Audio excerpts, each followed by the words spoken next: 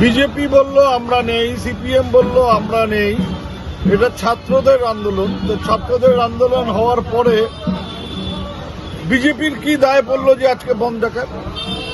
এবং যাদেরকে পুলিশ গ্রেপ্তার করলো পুলিশের গায়ে হাত দেওয়ার জন্য, তাদেরকে ছাড়ানোর জন্য লালবাজারে গেল বিজেপির নেতারা। ওদের ব্যথাটা কোথায়?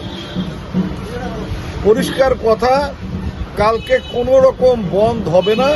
এবং আমরা দেখতে চাই যে এখনো কাদের গায়ে পদ্মের গন্ধ আছে। কালকে বোঝা যাবে যদি লোকসভার নির্বাচনের পরেও কারো গায়ে কোনো পদ্মের গন্ধ থাকে, তাহলে কালকে সেটা টের পাওয়া যাবে।